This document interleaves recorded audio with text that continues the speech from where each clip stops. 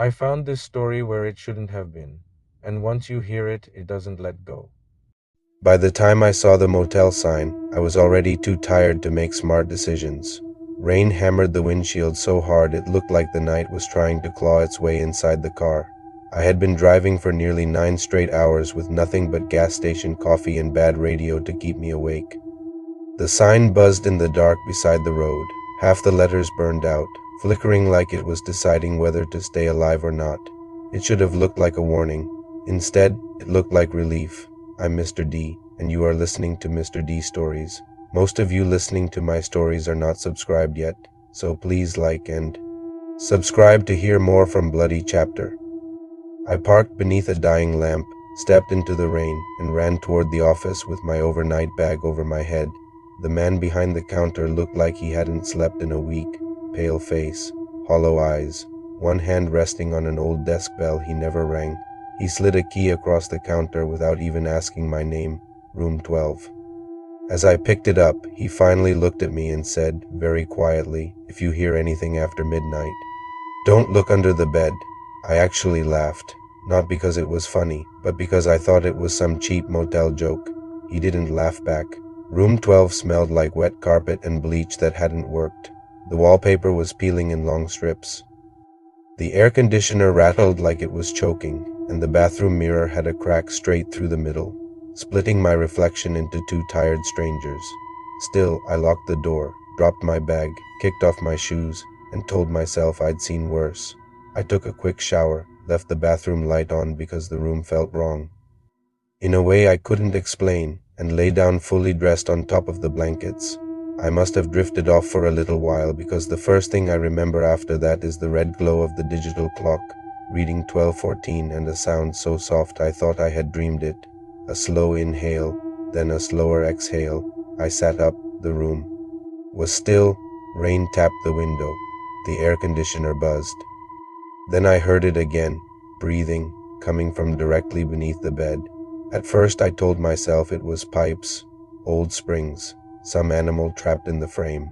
But the more I listened, the more human it sounded, careful, controlled, like someone under there was trying very hard not to be noticed. I swung my legs off the mattress, then pulled them back up so fast the whole bed shook. My mouth had gone dry. I grabbed my phone from the table and called the front desk. Deadline, no dial tone. I tried my cell, no signal, not one bar. The room suddenly felt smaller than it had a second ago, like the walls had leaned in while I wasn't looking. Then something scraped the wood under the mattress. Slow, deliberate, not an accident, a hand. I stood on the chair near the window and stared at the darkness under the bed, waiting for something to come out. Minutes passed, or hours. I don't know. Fear distorts time. All I know is that my hand was shaking so badly my phone slipped from my grip and skidded across the floor. Straight under the bed. I remember staring at the gap and realizing I had two choices: spend the rest of the night trapped on that chair, or get on the floor and look. I told myself I was being ridiculous. I told myself no one was under there. I told myself fear makes cowards see people in shadows. Then I slowly crouched, lowered my face, put one hand flat against the carpet. The smell hit me first, rot and damp fabric. Then I saw it, an eye, wide open, looking directly into mine from the darkness. I fell backward so hard the chair tipped over. Before I could get up, something moved under the bed with terrifying speed. A body, thin, too thin, a woman, dragged herself out, her hair matted, her skin gray with dirt. Her lips stretched into a smile so wide it didn't look sane. She whispered, "You looked." I scrambled for the door, fumbling with the lock, but it wouldn't open. She stood behind me barefoot and twitching, head tilted like she was studying me. "Most don't look," she said. "You did." I grabbed the lamp from the nightstand and swung it at her. It shattered against her shoulder, buying me 1 second. 1 second was enough. I turned, ran to the window, and threw my body through the glass. It exploded outward in a rain of shards, slicing my arms and face as I hit the pavement outside. I remember crawling through mud, trying to stand, screaming for help. The office light came on. The clerk rushed out with a shotgun and a face that said he had seen this before. Police arrived 20 minutes later.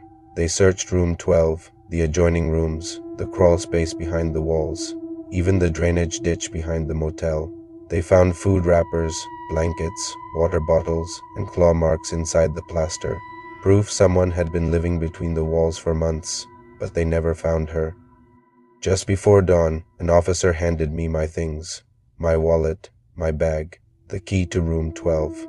I was about to toss it aside when I saw words scratched into the metal, fresh scratches, jagged and deep, two words that had not been there before. You looked. Thank you for listening to Mr. D Stories. Don't forget to like and subscribe for more chilling tales. Story 2. The last bus didn't stop for the living. I should have walked home. That's the thought that still keeps me awake when rain hits the windows at night. I should have ignored the empty road, the dying streetlights, the last of my phone battery blinking red in my hand. I should have kept moving, even if it meant crossing half the city on foot. But after a double shift and a missed train, logic starts to sound a lot like exhaustion. I was standing under a cracked bus shelter just after midnight, shoes soaked through, jacket clinging to my skin, when headlights should have appeared from the left. Instead, an old city bus rolled out of the dark without any lights at all. No engine roar, no music from the driver's radio, just the wet hiss of tires over pavement. It stopped right in front of me. The doors folded open. I hesitated because the route number made no sense. I knew the city lines. I had lived there my whole life. And I had never seen that number before. Still, warm air spilled out from inside, and when you've been standing in freezing rain long enough, warmth feels more trustworthy than instinct. I stepped on, tapped my card against the machine, and waited for the driver to say something. He didn't. He just stared ahead with both hands on the wheel, his cap set low over his eyes. I looked down the aisle for an empty seat and realized the bus was nearly full. That should have made me feel better. Instead, it made every nerve in my body tighten. No one moved. No one blinked. Every passenger sat perfectly still, hands in laps, faces pointed forward, pale in the weak ceiling lights. It was like walking into a room where everyone had been told not to react to you. I sat near the middle and told myself to calm down. People were tired, that was all. Night shift workers, drunks, people trying not to talk to strangers. The bus pulled away. We passed the next stop, where two men were waiting under an awning. Neither the driver nor the passengers reacted when the men waved and shouted. We just rolled by. Another stop, another group ignored. I stood up and moved closer to the front. "Excuse me," I said to the driver. No answer. "Does this bus stop on Mercer?" Nothing. He didn't even glance at me. Outside, the streets were becoming unfamiliar. We were moving through the city, but not through it the right way. Roads connected to places they shouldn't have. Old buildings stood where newer ones should be. It felt like the bus wasn't taking me across town. It was taking me through different versions of it. Then I looked at the window and saw something I still can't explain. My reflection stared back at me clearly, rain streaking across the glass over my face. But in the rows behind me, where the other passengers should have been visible, there was only empty space, seat after seat after seat. I turned around so fast my shoulder hit the pole. The passengers were still there, silent, watching nothing. I looked back at the window, empty. That was when my hands started shaking. I pressed the stop button. No chime. Pressed it again. Harder. Nothing. I moved down the aisle, hitting every red button I could reach. Silence. Finally, from the back of the bus, I heard a woman's voice, dry and thin as paper. "You weren't meant to get on." I turned. She was elderly, maybe 80, but there was water dripping from her hair and running down the collar of her coat like she had just climbed out of a river. "What?" I said. She lifted one finger and pointed toward the front. "Last bus," she whispered. "Not for the living." The city outside kept changing. We passed my old elementary school, though it had been demolished years ago. Then the alley where my brother was mugged. Then the hospital where my mother died.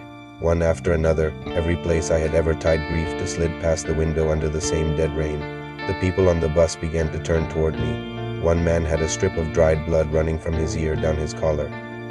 A teenager in a hoodie had burn marks up one side of his neck. A woman across the aisle held a torn umbrella in both hands, like she had died still waiting for weather to get better. None of them looked angry. That was the worst part. They looked tired, like they had been riding for a very long time. The driver finally spoke as we crossed an iron bridge that had collapsed before I was born. His voice was low and flat. "Last stop. The bus rolled into a depot I had never seen, beside a black shoreline where dozens of shadowy figures stood in a line disappearing into fog. No buildings, no traffic, no city, just rain, dark water, and people waiting without moving. The doors hissed open. Every passenger rose at once. I panicked. I shoved past them, ran for the back, and slammed my shoulder against the emergency exit until it burst open. I threw myself out while the bus was still moving. The ground hit me like a hammer. Gravel tore my hands open. My head struck something hard, and the world went black when I woke up. It was morning.